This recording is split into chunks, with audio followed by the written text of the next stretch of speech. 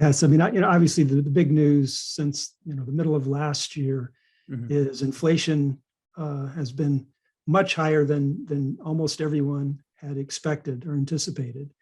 And in the short term, obviously, when you have high inflation, that shows up in terms of the budget as cost of living adjustments for Social Security, for example.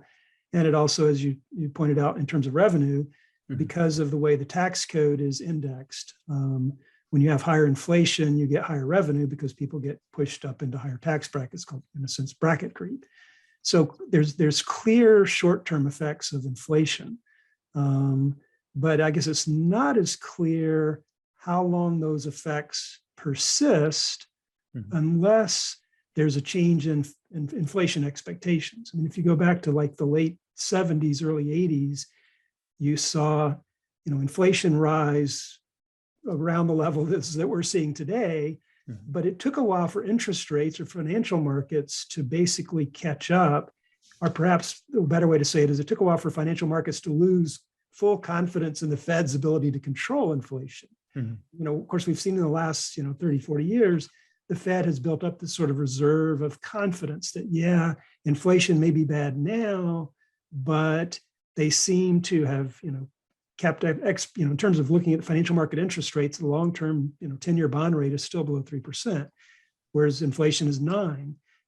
Markets are not going to take negative rates forever. So I guess the concern in the long run is if inflation expectations somehow become unanchored, and even though inflation comes down in the near term, financial markets are not yet convinced that inflation's come down and interest rates stay higher longer than what we're anticipating now. I mean, what's the risk there?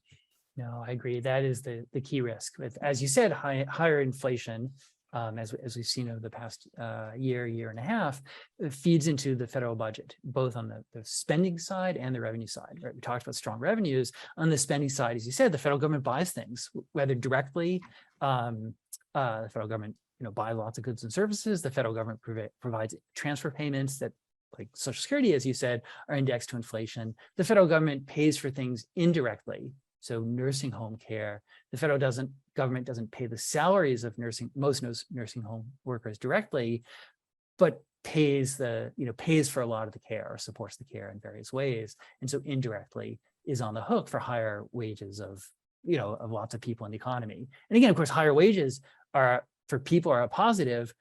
The fiscal lens it provides a challenge.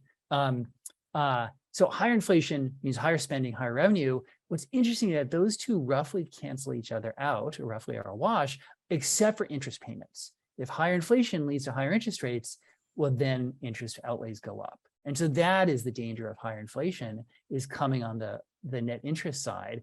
And as you said, if inflationary expectations get unmoored, if people don't believe that the Fed will succeed in lowering inflation, well, then we'd expect to see interest rates go up and the fiscal challenge getting more difficult.